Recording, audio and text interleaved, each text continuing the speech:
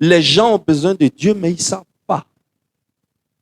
Les gens croient qu'ils ont besoin de l'argent. C'est ce que le diable leur fait croire. Les gens croient qu'ils ont besoin de l'amour, donc ils cherchent plusieurs femmes. Les gens pensent qu'ils ont besoin du sexe, donc les femmes cherchent plusieurs hommes. Les gens pensent qu'ils ont besoin du plaisir, donc on s'adonne au plaisir. Mais des gens ont cherché ça, ils ont trouvé et ils se sont retrouvés encore malheureux.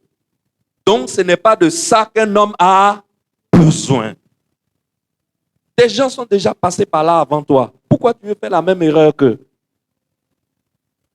Ce qu'un homme a besoin dans sa vie, ça s'appelle Jésus-Christ de Nazareth.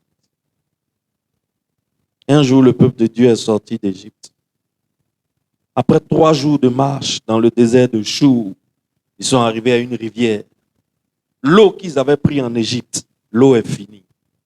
Les gourdes sont vides. Les femmes ont faim, ont soif. Les hommes ont soif. Les enfants ont soif. Mais la soif d'un enfant fait plus pitié que la soif d'un homme. Quand ton fils a soif et puis il dit, papa, j'ai soif, et tu es impuissant, tu as envie de taper quelqu'un qui est à côté de toi. Tellement tu es énervé parce que tu es impuissant. Et ils arrivent et voici une rivière. Tout le monde se précipite à l'eau, on prend l'eau, on boit l'eau. L'eau est amère. L'eau est amère. On ne peut pas boire l'eau. L'eau est imbuvable. L'eau n'est pas potable. Et le peuple a commencé à crier. Le peuple a commencé à murmurer. Oh, pardon. Le peuple a commencé à murmurer contre Dieu. Mais ce n'est pas contre Dieu directement. Il murmurait contre qui? Contre Moïse. Pourquoi tu nous as envoyés ici? Dans quel problème tu nous as mis comme ça? Etc. Et Moïse, lui, il a eu la bonne attitude. Parce que le peuple a murmuré, mais Moïse n'a pas murmuré. Qu'est-ce que Moïse, lui, il a fait? Il a crié à l'Éternel. Moïse a montré sa dépendance à l'Éternel. Quand on est dans une situation, on ne murmure pas. On fait quoi? On crie à l'Éternel. On montre à l'Éternel qu'on dépend de lui et qu'on ne dépend pas de notre propre force. Quand Moïse a eu la bonne attitude, à cause de la bonne attitude de Moïse, Dieu a pardonné les murmures de tout le peuple. Et il a dit à Moïse, regarde le bois là, coupe le bois, jette dans l'eau, dis-leur d'aller boire. Quand Moïse a pris la plante, il a coupé une branche, il a mis dans l'eau, les gens sont allés boire, l'eau qui était amère est devenue une eau douce. Toi et moi aujourd'hui, nous sommes dans la même situation. Nous avons soif, mais l'eau que le monde nous présente est amère. Alors Dieu nous propose un arbre à jeter dans l'eau qui va rendre l'eau amère douce. Cet arbre-là, ça s'appelle la croix de Jésus. C'est la croix de Jésus. Cet arbre s'appelle la croix. La croix est en bois. C'est cette croix que Dieu nous donne pour mettre dans l'eau amère pour que l'eau amère devienne bonne. Donc, les gens ont besoin de quoi? Ils ont besoin de la croix. Les gens ont besoin de la... Mais ils ne savent pas. Pour eux, ils ont besoin de millions. C'est ce que tout le monde court pour chercher à Abidjan. Accumuler millions. Accumuler millions. Et quand quelqu'un gagne quelques millions, qui s'achète une belle voiture, une belle maison, on le chante, on le loue et on le glorifie. Mais ce n'est pas de ça qu'on a besoin. Les millions ne rendent pas l'eau amère douce. Ce qui rend l'eau amère douce, c'est quoi? La croix. Le monde a besoin de la croix. Allez les chercher, emmenez-leur, on va leur annoncer ça. L'évangile, là, c'est ça. À part ça, là, il n'y a pas un autre évangile. Tout évangile qu'on va t'enseigner, en dehors de ce que je viens de te dire, là, c'est un anathème. C'est une malédiction. Si tu suis ça, tu vas te perdre. L'évangile qu'il faut suivre, c'est l'évangile de la croix. Est-ce que quelqu'un me suit? C'est pour cela qu'à mon retour, le plus beau cadeau que vous pouvez m'offrir, c'est une maison de Dieu pleine, où les gens viennent, où on leur donne la croix, qu'on leur donne l'eau transformée, qu'on leur donne l'eau qui était amère, qui est devenue douce. Amen. C'est ce que nous allons voir aujourd'hui. Et en 2024, ce que le Seigneur veut de nous, nous allons le trouver dans Ésaïe chapitre 40, versets 28 à 30. Donc, tu lis avec moi. Ne le sais-tu pas? Ne l'as-tu pas appris? C'est le Dieu d'éternité, l'Éternel, qui a créé les extrémités de la terre. Il ne se fatigue point. Il ne se lasse point. On ne peut sonder son intelligence. Il donne de la force à celui qui est fatigué et il augmente la vigueur de celui qui tombe en défaillance. Les adolescents se fatiguent et se lassent et les jeunes hommes chancellent. Mais ceux qui se confient en l'Éternel renouvellent leur force. Ils prennent le vol comme les airs. Ils courent et ne se lassent point. Ils marchent et ne se fatiguent point. Est-ce qu'on peut prier? Dieu Tout-Puissant, Père éternel, Papa dans les cieux, Papa dans nos cœurs, toi qui nous as adoptés comme tes fils, grâce au sang de Jésus-Christ de Nazareth, tu ne nous as pas laissés sans ta parole. Tu nous as laissé ta puissance. Ta parole est ta puissance. Et voilà ce que ta parole nous dit pour 2024. Ta parole nous dit que ceux qui se confient en toi renouvellent leur force. Père éternel, ta parole dit que nous sommes comme des aigles et que nous courons sans nous fatiguer et que nous marchons sans nous lasser. Que cela soit dans la vie de cette Église en cette année 2024, dans le nom puissant de Jésus. Amen. Amen. Alléluia. Lorsqu'on marche, lorsqu'un peuple marche, il y a ceux qui sont vigoureux. Donc, eux, ils sont devant. Marchent avec vigueur. Il y a ceux qui sont moins vigoureux. Donc, eux, ils sont au milieu. Et il y a ceux qui n'ont pas de force du tout. En général, ce sont les personnes malades, ce sont les personnes âgées et les enfants qui sont derrière. Ils défaillent, ils tombent en défaillance. Ils n'ont pas la force, ils sont fatigués. Mais dans cette marche qui se passe en Ésaïe, il y a quelque chose d'étonnant qui arrive, c'est que ce sont les adolescents qui se fatiguent et se lassent.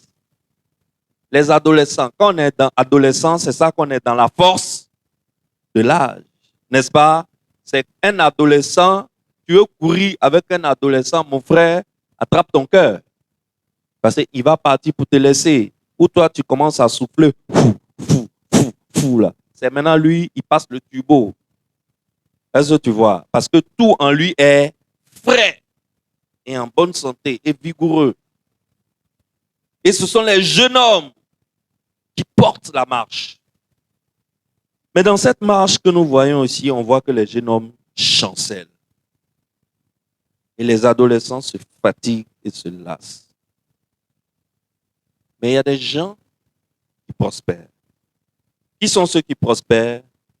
Ceux qui se confient en l'Éternel. Pourquoi ceux qui se confient en l'Éternel ici prospèrent? Parce qu'ils voient leur force se renouveler. Est-ce que tu te rappelles le dimanche passé? Je t'ai dit que la vie chrétienne est une vie où, s'il n'y a pas de renouvellement, tu vas tomber, mais ce n'est pas tomber là qui est important. Ce n'est pas tomber qui est grave. Tout le monde tombe un jour tôt ou tard. Mais ce qui est grave, c'est de s'asseoir là où on est tombé et de ne pas pouvoir se relever. C'est ça qui est diabolique. C'est mortel. tu tombes et tu n'es pas capable de te relever, ta dernière destination, c'est la mort. Tu vas périr. Alors, il se trouve que, ici, dans cette marche avec Dieu, dans cette marche du peuple de Dieu avec Dieu, Dieu est en train de dire, si tu penses que tu es jeune, tu es vigoureux, tu es un adolescent, et c'est sur ça que tu comptes pour marcher, tu vas te fatiguer. Tu vas chanceler. Ceux qui vont prospérer dans cette marche, ceux qui vont prospérer en 2024, ceux qui vont aller loin en 2024, ceux qui vont s'envoler comme des aigles en 2024, c'est ceux qui se confient en l'Éternel et qui voient leur force se renouveler. Ce qui est wonderful avec se confier à l'Éternel, c'est que ça renouvelle tes forces. Ici, il y a quelque chose d'incroyable qui se passe dans ce passage. Dieu compare la vitesse de ceux qui se confient en lui à celle des aigles. Waouh! Dieu dit, ils prennent le vol comme des aigles. Ils courent et ne se lassent point. Ils marchent et ne se fatiguent point. Comment est-ce que les aigles prennent leur envol? C'est la question que tu vas me poser. Dieu dit qu'ils prennent leur envol comme des aigles. Comment donc un aigle prend-il son envol? Il y a 4 choses que tu vas retenir et à la fin du message, tu vas me réciter ces 4 choses. La première chose, c'est que l'aigle a une vitesse inhabituelle. L'aigle a une vitesse inhabituelle. Quand Dieu a créé l'aigle, Dieu a incorporé dans la fibre de l'aigle une vitesse inhabituelle. Et cette vitesse inhabituelle se trouve même dans l'ADN de l'aigle. De telle sorte que lorsque l'aigle se reproduit, il n'a pas besoin de faire entraînement à son enfant. La vitesse inhabituelle est déjà en lui. C'est inscrit dans ses gènes. C'est dans son ADN. Or, Dieu compare ta vitesse à celle de l'aigle. Si tu connais l'aigle, quand tu lis cette phrase, tu dois t'arrêter. Tu dois t'arrêter. Quoi? L'aigle est un oiseau. L'aigle est d'abord l'un des plus grands oiseaux, pour ne pas dire le plus grand. Un aigle peut te faire 2 mètres d'envergure. Ça veut dire qu'il est plus long qu'un homme. Un homme fait 1 mètre, 1 mètre 80, 1 mètre 75. Les hommes les plus longs sont autour de 1 mètre 90. Hein? Quand quelqu'un fait 2 mètres, on dit yeah! Mais mon fils, ça même qui est le plus long d'entre nous, il ne fait pas 2 mètres. Est-ce que tu fais 2 mètres? Il ne fait pas 2 mètres. L'aigle fait 2 mètres d'envergure. L'aigle, en science, on appelle l'aigle le colosse volant. Ça veut dire un géant qui s'envole. Un géant qui s'envole. Et l'aigle est capable d'atteindre des points de vitesse de 250 km/h. 250, j'ai dit 250, 350 km/h. 250 km/h, toutes les petites motos là peuvent faire ça. Hein, il suffit qu'on gonfle un peu le moteur, tu vois, qu'on mette 2 ou 3 turbos. Mais l'aigle va jusqu'à 350 km/h. C'est-à-dire, quand l'aigle t'a dépassé, tu ne sais pas. C'est quand son vent te touche que tu sais qu'il est passé. Tu regardes, tu ne le vois. Tu ne le vois plus. Mais Dieu dit, un tel phénomène-là, toi, tu es comparable à lui. Dieu dit que ceux qui se confient en lui, ils prennent leur vol comme des aigles. Ça veut dire que toi aussi, Dieu a incorporé dans ton ADN une vitesse inhabituelle. Dieu ne peut pas te comparer à l'aigle s'il n'a pas mis en toi un potentiel qui est pareil à celui de l'aigle. On est d'accord? Ça veut dire que Ce potentiel de vitesse inhabituelle qui est dans l'aigle est déjà en toi. Si tu ne le vois pas, ça ne veut pas dire qu'il n'est pas là. Est-ce qu'on est d'accord? Si aujourd'hui ta vie ne ressemble pas à la vie d'un aigle, ça ne veut pas dire que dans ton ADN, Dieu n'a pas mis la vitesse inhabituelle. Dieu a inscrit la vitesse inhabituelle dans ton ADN. C'est un potentiel que tu as. Et en cette année 2024, cette vitesse qui dort en toi sera déclenchée. Dis-moi amen bien. Le fait que tu voles en dessous de la vitesse que Dieu a mise en toi ne veut pas dire que le potentiel de cette vitesse n'est pas en toi. C'est comme une voiture, c'est comme les voitures qu'on appelle les supercars. Qu'est-ce qu'on appelle les supercars? Il y a voiture et puis il y a voiture, hein, les gars. Il y a voiture, une seule voiture là, pour l'acheter. L'argent que tu prends pour l'acheter là, ça peut te bâtir 2 châteaux. 2 châteaux. C'est ça on prend pour acheter une voiture. On les appelle les supercars. C'est des voitures qui coûtent dans l'ordre de 400 000 euros. 300 000 euros. Quand on est en train de parler de 300 000 euros, je ne sais même pas ça fait combien de millions. Parce qu'il faut multiplier 400 000 par 250 millions. 250 millions à peu près. 300 millions. 300 millions pour acheter une voiture. Joe, si tu as 80 millions à Abidjan ici, tu t'achètes un duplex. On est d'accord? Tu t'achètes un duplex. Il y a voiture aujourd'hui neuf dans sachet. Neuf dans sachet. Cloie. Avec tous les ordinateurs à bord. 20 millions. Il y en a. Il y en a. Et les supercars, eux, c'est 250 millions, 300 millions, 350 millions, un supercar. Par exemple, une marque de supercar, par exemple, la Lamborghini, la Ferrari, il y a les Aston Martin, des Bugatti.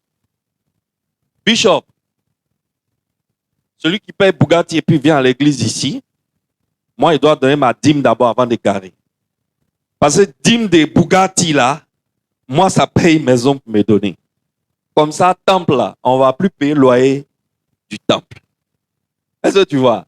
Il n'a qu'à rouler sa Bugatti, mais nous, on ne veut plus payer le loyer du temple. Donc, il donne dîme des Bugatti avant de garer. Sinon, il n'a qu'à garer à l'entrée de la cité. Il va venir ici on foot, à pied. Si tu as une Bugatti qui te fait 320 km/h pour s'amuser, qui te fait 350 km/h pour s'amuser, est-ce que tu ne peux pas la rouler à 20 km/h? Ça dépend de qui? Ça dépend du chauffeur qui est assis au volant. Donc, si moi je te vois passer avec ta Bugatti et que tu as 30 km/h, est-ce que ça veut dire que la Bugatti là n'est pas capable de rouler à une vitesse inhabituelle?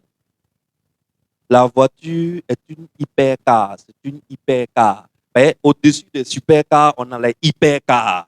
Les Bugatti là, c'est les hypercars. Moi, j'ai déjà vu une Bugatti qui se vendait à 1,5 million d'euros. Bon, imagine, ça fait combien? Près de 900 millions de francs CFA. Est-ce que tu vois? Donc, comme ta voiture coûte 900 millions de francs CFA, donc chaque jour, tu as fait 400 km/h pour passer, tu vas te tuer, n'est-ce pas? Donc, je peux te voir un jour, tu es en train de passer à ta Bugatti, mais tu es à 20 à l'heure. Et puis, je vais dire, oh, sa voiture là même ne file pas. Il n'y a pas de puissance dedans. Est-ce que c'est vrai? Non. Ça dépend du chauffeur.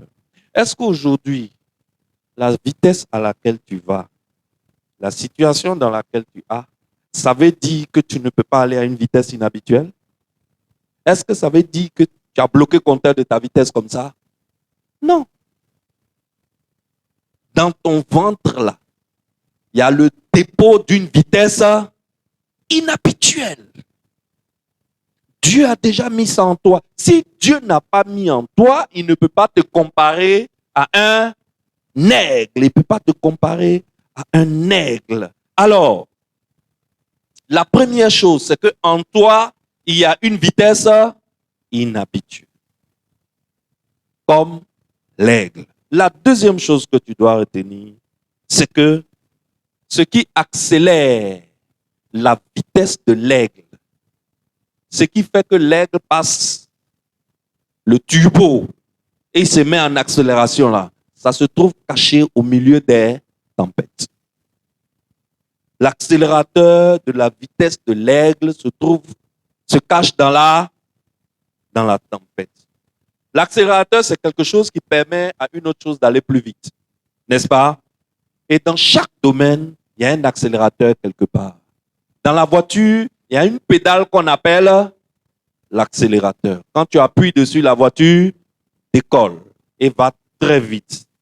Dans le milieu des affaires, il y a des systèmes, il y a des relations, il y a des moyens qui sont des accélérateurs des affaires.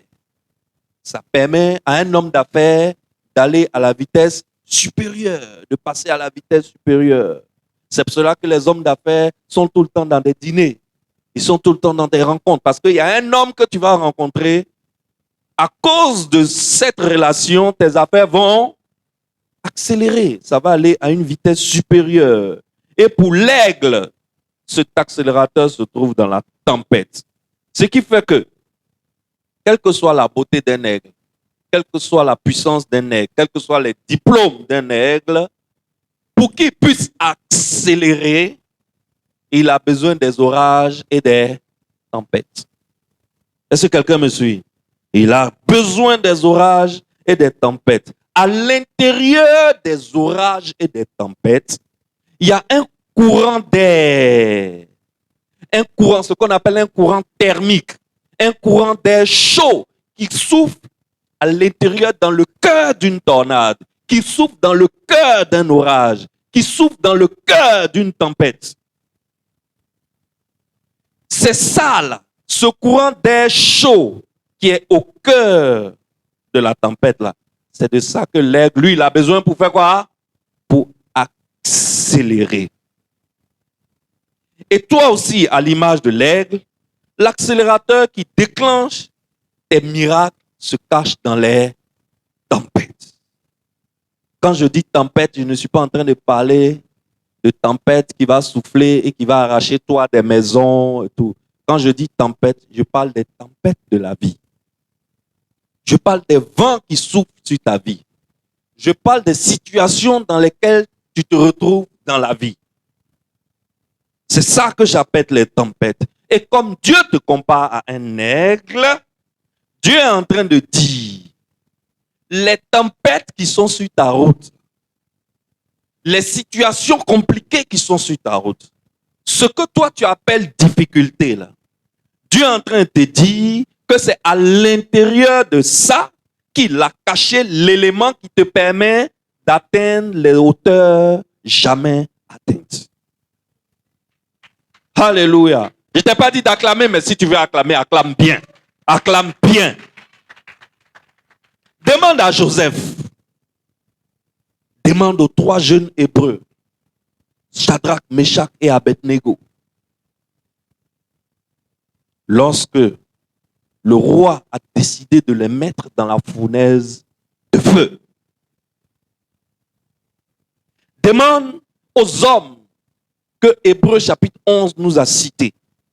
Abraham, Noé, Abel, Enoch, etc., etc. Toi aussi, en tant que fils de Dieu, l'élément qui déclenche ton élévation se cache dans les tempêtes. Que tu le veuilles ou pas, que tu le saches ou pas, il y a des tempêtes dans la vie. Vrai ou faux? Qui va me dire ici qu'il n'a jamais vu de tempête dans sa vie? Moi, je vais te faire offrande matin. Là. Je vais te faire offrande. Il y a des tempêtes dans la vie, vrai ou faux? Eh, mon frère, il y a des tempêtes, non? Il y a tempête et puis il y a tempête. Il y a des tempêtes, non? Quand ça souffle, la seule chose que tu veux, c'est que voiture n'a qu'à te cogner, tu vas mourir, ça a fini. Ou bien, ça a fini. Ça a fini. Parce que tu n'as pas le courage d'aller prendre comprimé pour avaler, pour quitter ici. Parce que tu n'as pas envie de perdre ton salut. Donc tu veux que Dieu vienne te prendre maintenant là, pour quitter dans ça. Tempête. Mon ami, tu n'as pas encore vu tempête dans ta vie? Après toi, tu vas apprécier. Tu vas aimer ce qu'on appelle tempête. Il y a des tempêtes qui viennent dans ta vie, tu sors de la maison le matin, tu ne te baignes pas, tu ne te brosses pas les dents. Je te dis la vérité, tu pues de la gueule toute la journée et tu t'en contrebalances.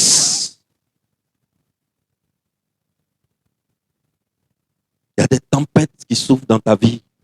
Tu oublies ce qu'on appelle maquillage. Tu oublies perruque. Tu oublies crayon. Tu oublies même de porter cycliste en bas pour te protéger. Et te dis la vérité. Tu attaches un pagne, un body. Le temps tu vas te rendre quand tu es au plateau là. Il n'y a pas de soutien. J'ai un ami qui a une fois marché de Benjerville jusqu'à Yopougon, pieds nus. Il a enlevé, il est pasteur. Pasteur. Mais quand tempête l'est arrivée là, il est sorti de la maison sans savoir qu'il n'avait pas porté chaussures. Oui. Et il marchait. Quand il va se retrouver là, il est à Yopougon. Il est 18 heures. Il est sorti à 5 heures. Voulant réfléchir un peu, voulant. C'est une semaine après qu'on l'a retrouvé. On l'a cherché. On a fait annonce à la gendarmerie, à la police. Mais quand on l'a retrouvé, quand il m'a raconté, il y a tempête et puis il y a tempête. Donc si toi tu es ici, que tu n'as pas de tempête dans ta vie, tu es béni. Viens prendre offrande. Viens maintenant. Viens prendre offrande. Viens prendre crédit pour te donner offrande.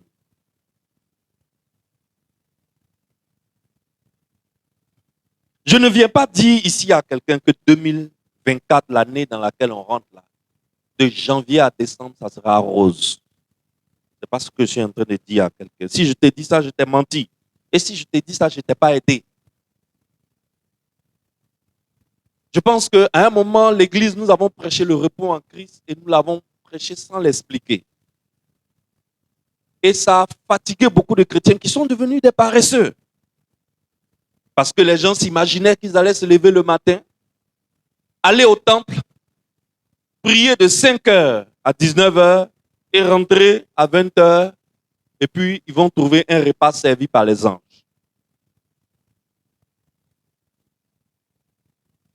Et les gens s'imaginaient qu'à la fin du mois, Dieu allait envoyer quelqu'un pour leur donner l'argent pour payer leur loyer. Pourquoi? Parce qu'ils ont prié de 5 heures à 19 heures au temple. Et des gens ont fini misérables. Il n'y a pas longtemps de cela, quand tu dis à une famille qu'il y a un appel sur la vie de ton fils, là, il sera pasteur. Ils disent jamais, jamais. Parce que les pasteurs, c'est-à-dire, c'était rentré dans l'inconscient collectif qu'un pasteur doit être pauvre, mal vêtu, mourant de faim, et sa femme mendiant. C'est ce qu'on avait retenu. Moi-même, là, moi, Kodjo, qui suis ici, là. Moi, je me regarde certains matins quand je dis, moi-même, je suis pasteur. Yeah! Moi. Non. Pour moi, un pasteur, c'est un bandit, un escroc, un pauvre. Il y a des chemises avec les cols, là, étriquées, usées jusqu'à la corde. C'est comme ça que je vois pasteur. Et parfois, qui sent mauvais.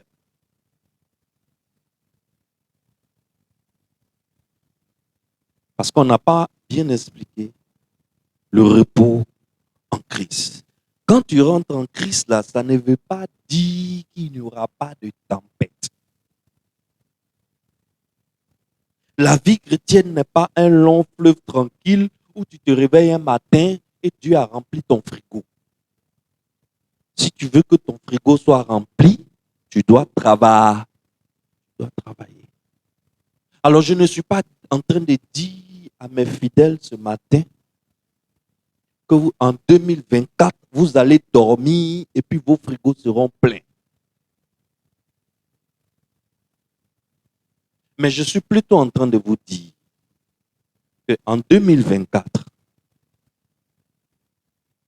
votre bonheur, votre ascension, votre élévation, ça sera comme pour l'aigle. Ça se trouve où? Caché au milieu de la tempête. La Bible dit, c'est au milieu des tempêtes que se trouve ton accélérateur. Joseph, là, quand il a rêvé, il a vu dans son rêve le soleil, la lune et 11 étoiles se prosterner devant lui, son étoile. Matin, au lieu de fermer sa bouche, il vient et raconte ça à son papa et à ses frères. Or, on est 12 enfants. Est-ce que tu vois le contexte? Nous, on est 12. Toi, tu dis, soleil, lune, plus 11 étoiles se sont prosternés devant ton étoile. Tu es en train de dire quoi, petit?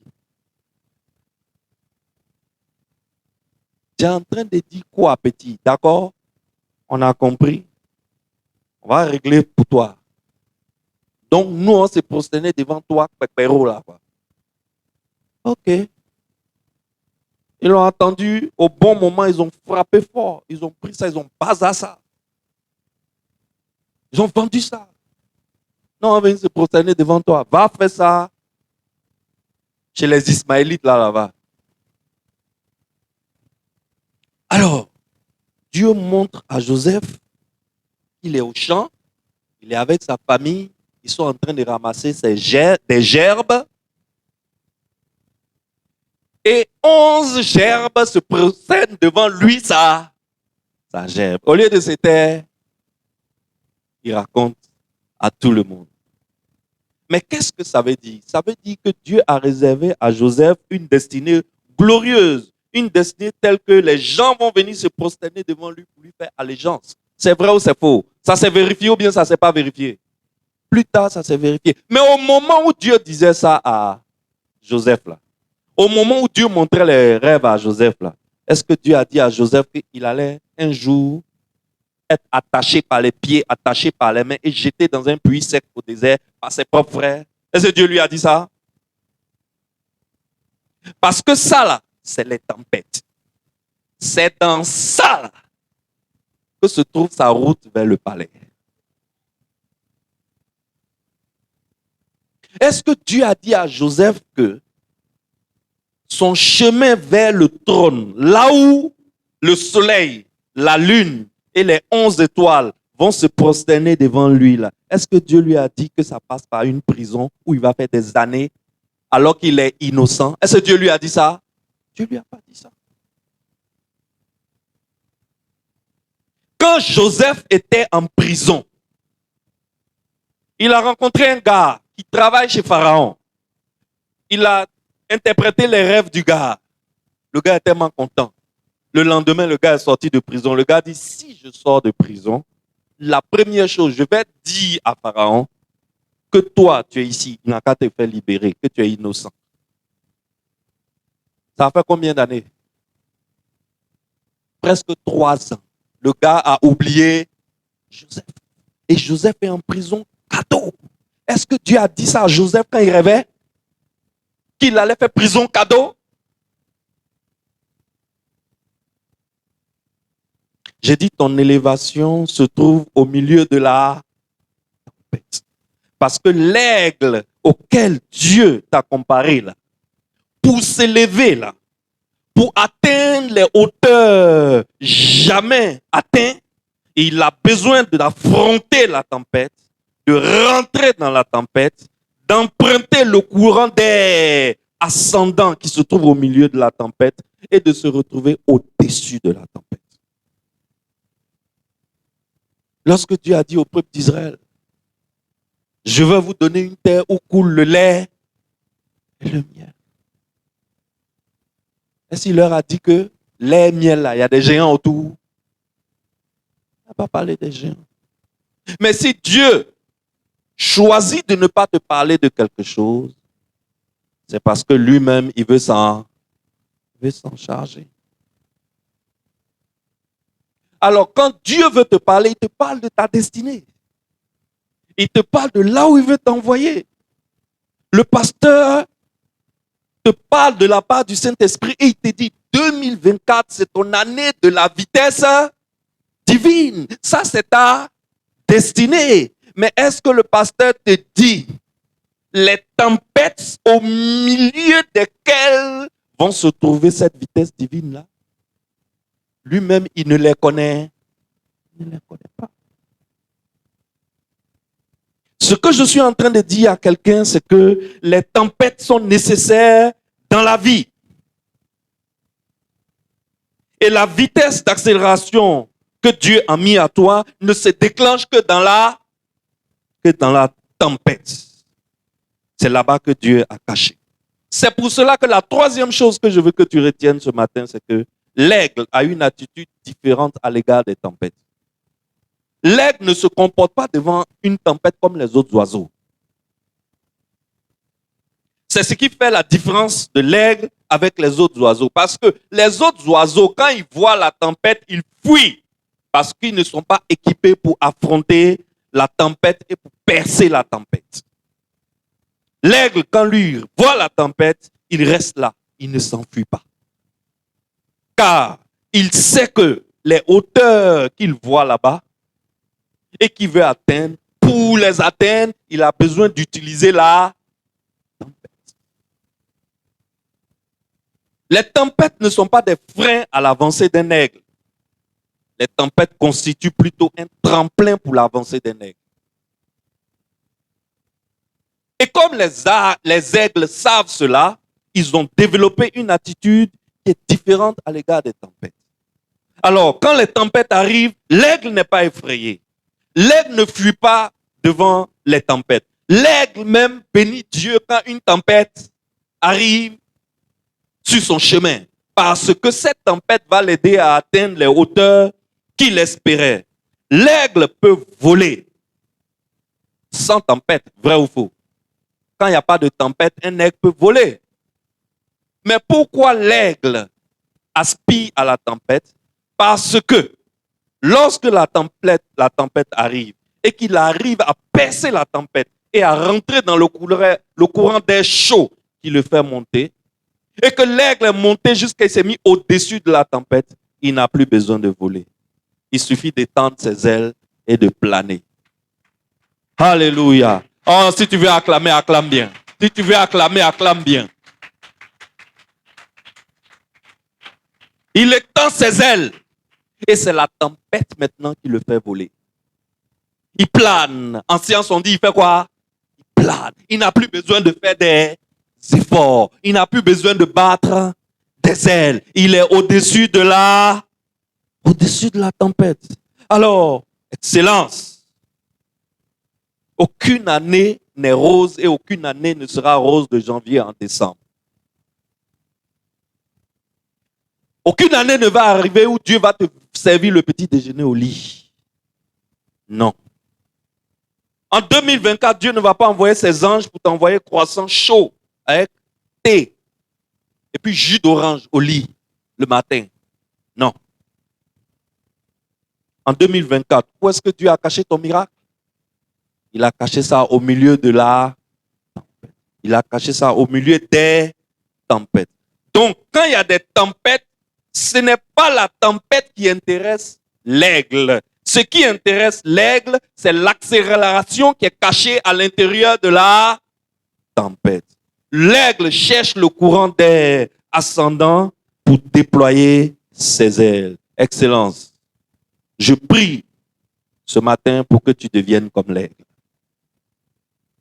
En 2024, ma prière, ce n'est pas que tu aies des tempêtes dans ta vie, que tu aies beaucoup de tempêtes dans ta vie. De toutes les façons, je n'ai pas besoin de prier pour ça. Les tempêtes ne demandent pas ta permission pour venir. Les tempêtes viennent souverainement et naturellement. N'est-ce pas? Mais ce que je suis en train de te dire, c'est qu'en cette nouvelle année que nous allons traverser, il faut être comme l'aigle. Il faut avoir une attitude différente à l'égard des tempêtes. Est-ce que Dieu s'est trompé en te comparant à l'aigle? Non. Alors, sois la personne que Dieu veut façonner et non la personne que ce monde veut façonner. Dieu veut te façonner, mais le monde aussi veut te façonner. Ne laisse pas le monde te façonner. La dernière chose, et nous avons fini, c'est que l'aigle ne vole pas par sa propre force. Parce que quand l'aigle a percé la tempête et il a atteint le courant d'air thermique ascendant qui monte, parce qu'à l'intérieur de chaque tornade, à l'intérieur de chaque orage, à l'intérieur de chaque tempête, au milieu là, il y a un courant d'air chaud qui monte comme ça. Ça monte, ça monte. C'est ça là que l'aigle cherche. Et quand l'aigle perce la tempête et qu'il arrive au niveau du courant d'air, le courant d'air le propulse au sommet. Il est au-dessus de la tempête maintenant. Il ne vole plus. Et l'aigle, il plane. C'est le courant qui le fait monter. Il ne bat plus des ailes. Il ne brûle plus des calories. C'est pour cela que la Bible dit, celui qui s'attend à l'Éternel renouvelle ses forces. Il court, mais il ne se lasse pas. Il marche, mais il ne se fatigue pas. Parce que ce n'est pas par sa propre force qu'il court. Ce n'est pas par sa propre force qu'il marche. Cette année, ça sera ton cas. Dis-moi Amen. Cette année, tu planeras dans les courants thermiques ascendants qui sont cachés au milieu des tempêtes. Le Saint-Esprit va se charger de te faire planer au-dessus de la tempête. L'aigle, quand lui voit la tempête, il ne se mélange pas. Il ne se mélange pas. Il utilise la puissance de la tempête pour se positionner au-dessus de la tempête. Cette année, tu cours avec les pieds de l'Éternel et tu ne te fatigues pas. Oh, je veux te bénir, je veux prophétiser sur toi. Cette année, tu ne battras plus des ailes, mais tu planeras. Dis-moi Amen. Cette année, tu bénéficieras de la vitesse divine. Cette année, tu vas aller à pied, mais tu vas dépasser ceux qui sont à cheval et ceux qui sont en voiture. Les situations vont se présenter, je te dis la vérité. Les tempêtes viendront. Mais quand les tempêtes viendront en 2024, ne sois pas effrayé. Développe l'attitude de l'aigle. Affronte la tempête avec une attitude différente de celle des autres oiseaux, Manadia. Hein? Je parle à Jean-Pierre, je parle à Serge, je parle à Jean-Claude, je parle à tous mes fils qui sont dans cette église. Développer une attitude différente face aux tempêtes. Ne laisse pas tes bras tomber au bord de découragement, de défaillance, de fatigue et d'épuisement. Parce que quand tu fais ça, c'est comme si c'est par tes propres forces que tu vas affronter cette tempête. Non, ce n'est pas par tes propres forces. Cette année, tu ne te fatigueras plus par tes propres forces. Cette année, tu vas planer au-dessus de la tempête comme l'aigle. Je suis en train de te dire, je suis en train de te bénir et je te dis que Dieu veut t'envoyer là où l'œil n'a point vu. Et là où Dieu veut envoyer tes enfants, l'oreille n'a point entendu. Là où le Saint-Esprit veut te déposer cette année, toi-même, tu n'as pas idée. Tu n'as pas idée parce que ce n'est ni par la force, ni par la puissance, mais c'est par son esprit. C'est ici que j'ai compris ce passage biblique. C'est ici que j'ai compris ce passage biblique. J'ai compris dans ce passage biblique que ce n'est pas par notre force, mais c'est par le courant d'air. Et ce courant d'air, là, c'est le Saint-Esprit. C'est le Saint-Esprit. Et la Bible dit, aucun homme ne peut triompher par sa propre force. Aucun. Par ta propre force, tu ne peux pas affronter la tempête et t'élever au-dessus de la tempête. Alors, la saison où tu te fatiguais en battant des ailes par ta propre force est révolue. Maintenant, tu es dans la saison où tu saisis le courant d'air pour te positionner en hauteur. Si voler au-dessus de la tempête est un handicap pour les autres oiseaux, voler au-dessus de la tempête n'est pas un handicap pour un aigle. Ce n'est pas un frein. Alors, désormais, n'attends plus la tempête. Ne reste pas assis en priant pour que la tempête passe en pleurant. Non. Désormais, ne fais pas comme les autres oiseaux qui sont ballottés de toutes parts par la tempête. Désormais, place-toi au-dessus du courant et commence à planer de façon majestueuse en te confiant en l'Éternel. Et tu vas atteindre des sommets que toi-même tu n'as jamais espérer atteindre. Tes ennemis vont regretter d'avoir fait ce qu'ils ont fait. Tes ennemis vont regretter d'avoir dit ce qu'ils t'ont dit. Parce que Dieu va utiliser leur parole comme un courant d'air ascendant. Et tu vas emprunter ce courant d'air ascendant pour te positionner au-dessus de la tempête. Et tu ne battras plus des ailes. Et tu planeras. Le diable va regretter de t'avoir harcelé de cette façon. Il va regretter de t'avoir enlevé ta maison sur sa tête. Il va regretter de t'avoir enlevé ton travail qui te nourrissait. Le diable va regretter d'avoir emporté l'homme que tu aimais. Le diable va regretter d'avoir brisé ton mariage.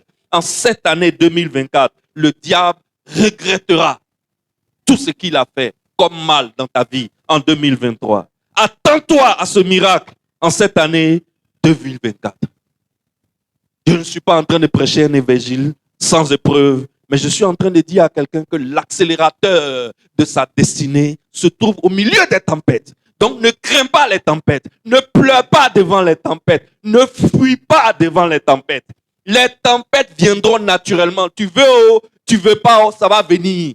Mais profite de ce qui est au milieu de la tempête pour te positionner au sommet. Les gens sont venus. Les frères de Joseph sont venus en Égypte. Joseph leur a vendu du grain.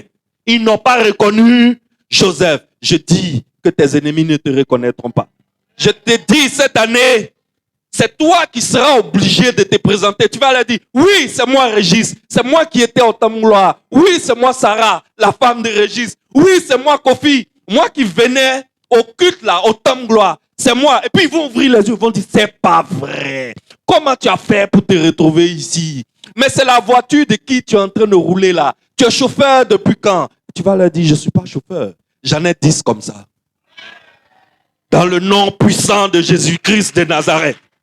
Quand je vois les tempêtes que vous affrontez dans cette église, quand je vois la vie de mes filles, quand je vois la vie de mes fils dans cette église, je dis ouais, Dieu veut nous emmener vraiment très loin. Parce que selon la taille de la tempête, est déterminé aussi le niveau de l'élévation. Alors, Excellence, Dieu va te prendre et te positionner quelque part que tu n'as pas été. Dieu va faire de toi un géant des ailes tel que l'aigle. Dieu va faire de toi un colosse volant. Tu seras un géant dans ton domaine. Dis-moi amen bien. Nous serons tous des géants dans nos différents domaines. Dites-moi amen bien. Je déclare solennellement lancé 2024, ton année de vitesse divine au nom puissant de Jésus. Est-ce que tu peux acclamer? Alléluia. Alléluia. Tourne-toi vers 3, 4 ou 5 personnes et dis-lui, c'est mon année de vitesse divine. Dis à quelqu'un, c'est mon année de vitesse divine. Dis-le à 4 personnes, dis-le à 5 personnes, dis-le à 7 personnes avant de t'asseoir. C'est mon année de vitesse divine. C'est mon année de vitesse divine. C'est mon année de vitesse divine. C'est mon année de vitesse divine. Dis-le à quelqu'un, dis-le à quelqu'un. Dis-lui 2024, c'est mon année de vitesse divine. C'est mon année de vitesse divine. Alléluia. En tout cas, si toi tu crois pas, moi je crois que 2024, c'est mon année de vitesse divine. C'est mon année de vitesse divine. Alléluia. Acclame pour le Dieu de la vitesse divine. Alléluia.